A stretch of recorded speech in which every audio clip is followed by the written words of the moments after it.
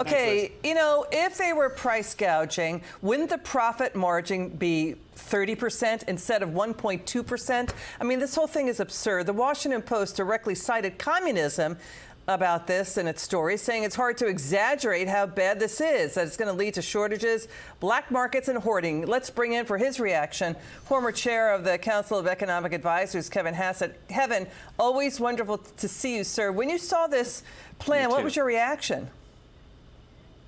Honestly, I was horrified. This is incredibly chilling. You know, a lot of the sort of reasonable Democratic economists, like my good friend Jason Furman, are out there saying, well, they're not really going to do it.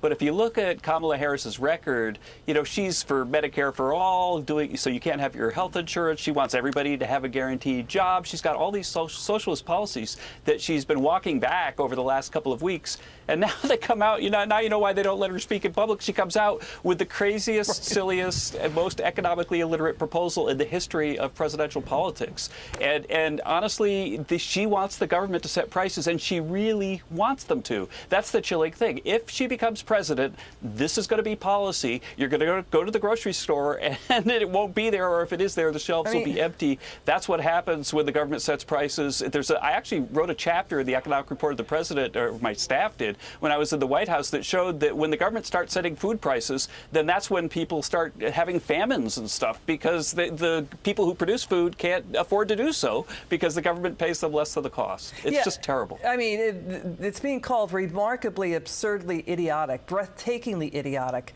And it took her 4 years to come up with this. I mean, this is after her running mate, Tim Walz, called socialism, quote, neighborliness.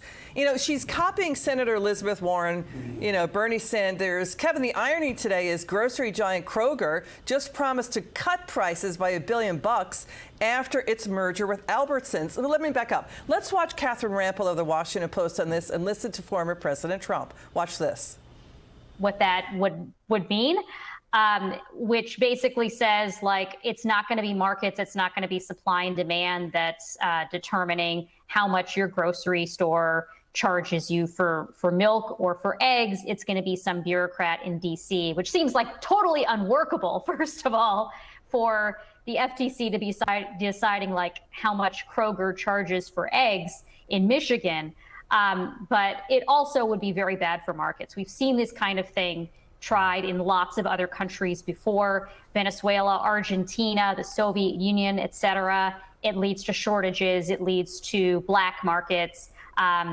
You know, plenty of uncertainty. Now Kamala is reportedly proposing communist price controls. She wants price controls. And if they worked, I'd go along with it too, but they don't work. They actually have the exact opposite impact and effect. But it leads to food shortages, rationing, hunger, dramatically more inflation. Their Inflation Reduction Act, by the way, was a disaster. It's what caused the inflation. Their Inflation Reduction Act was a con job. They actually admitted that it wasn't really for inflation that they did it. Yeah, it was for climate change. You know, price fixing is already illegal.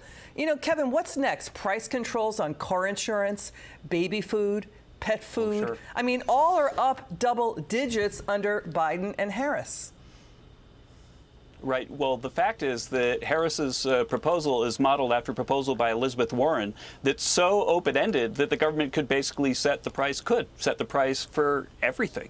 And so if you think that this is just, you know, something that's going to take the far left people and make sure that they're ready to vote for her, no, this is a serious proposal. In fact, while she's out there talking about this price gouging, she's also bragging about the price setting that the government has done in the prescription drug space. And my colleague Thomas Phillipson wrote an article in the Wall Street Journal a few days ago that showed that because of the price fixing of the Biden-Harris administration, then millions of seniors are going to lose their drug benefits. You could go through that article and see about how that works. But she's bragging about having fixed other prices, and she's, you know, copying a bill that wants to fix every price. Well, you know, she wasn't picked by Democrat primary voters, so this is what the party is stuck with: absolute abject stupidity. Kevin, if you could please just stay with us for just a bit more. We got to get to this story.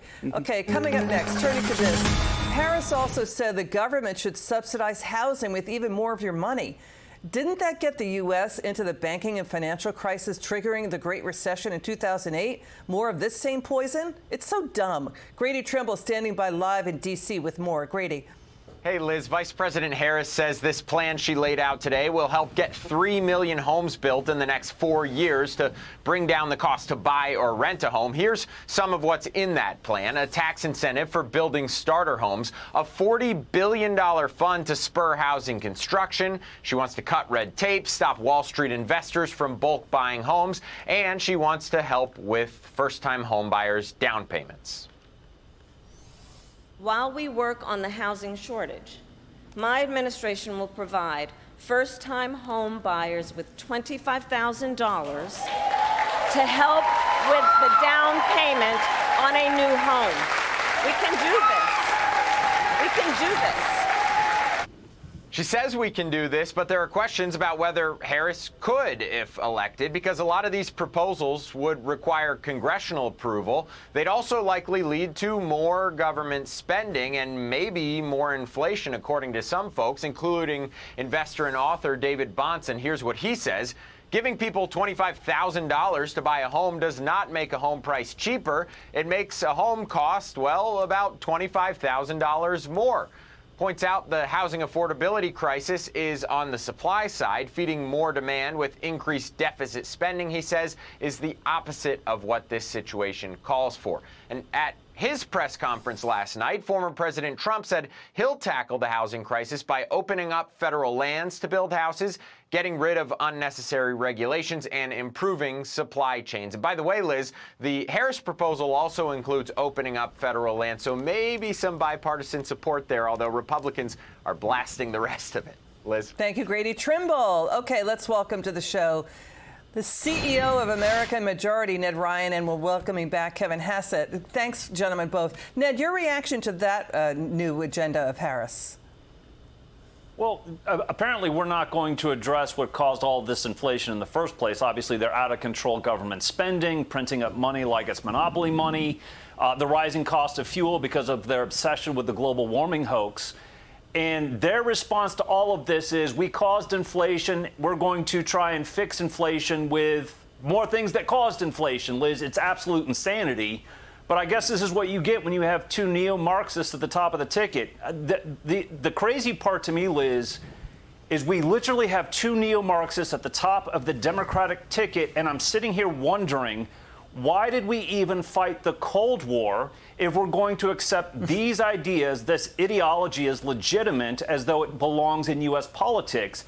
But incredible to me that Kamala Harris hasn't done anything for 4 weeks since this political coup to take out President Biden as their nominee, and her first and best offer is her economic offer, and it's communism, plain and simple. Yeah, what Ned just said. Kevin, let's listen to Kamala Harris today, admitting, inflation did take off on their watch. They hit the gas on $2.7 trillion in new spending. She was a tie-breaking vote in the Senate on that. The spending is more than double Barack Obama's 2009 spending bonanza, the Journal says. Watch this. A loaf of bread costs 50% more today than it did before the pandemic. Ground beef is up almost 50%. She's admitting it. What do you think? And now she wants to let $3.4 trillion in Trump's tax cuts expire next year. What do you think?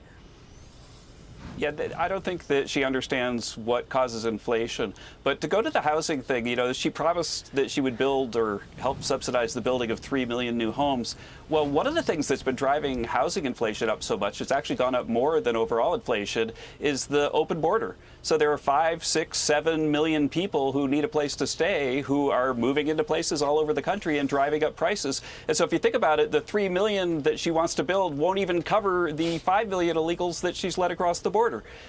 She absolutely doesn't understand what causes inflation. And the way to think about it is that there's this balloon inflating because of the runaway government spending. And she doesn't like this part of the balloon, so she's putting her finger in it and pushing it back in. But, the balloon's still growing. It's just terrible, terrible policy. But this is going to come back to bite them because this is so obviously stupid. Even Joe Biden knows that this doesn't make any sense, okay? Yeah. And everybody on the left that has a brain is going to back away from this lady because this is sheer craziness. Even, Obama's top economist, Jason Furman, said this makes no sense, what she's talking about. He's a good man. We got it. Yes, he is. We got to move on to this other story, Ned. For the first time ever, House Oversight is probing a vice presidential candidate. Oversight Chair James Comer sent a letter to the FBI asking for information on the 30 trips that Kamala Harris's running mate Tim Walz took to China since 1993. Now, China paid for some of these trips. He also, they're saying he set up an LLC to do these trips to China. And Walz is also a fellow at the Macau Polytech University. Ned, that's a Chinese front that says it has a devotion to the Communist Party. And he spoke alongside the president of a Chinese organization the State Department exposed as a Chinese front, too. This is a deeper story than we realized. Correct. I mean, there's a very close relationship between Tim Walz and the CCP, including, by the way, something called Minnesota Global that has ties to Walz, that has ties to the CCP, in addition to everything else you mentioned. I think it deserves all of the Oversight Committee's attention to expose whatever might be happening. But the fact that Tim Walz is this closely tied to the existential threat to our standing on the international stage should be deeply troubling to everybody. Yeah, the first time, I think, in history we've seen a running mate probed. Final word, Kevin. Yeah, I think that what we're going to find is that his connections to China are very similar to Hunter Biden's, and I don't think that's a coincidence. Ned Ryan, Kevin Hassett, you two gentlemen were terrific tonight. Thanks for joining us this Friday night.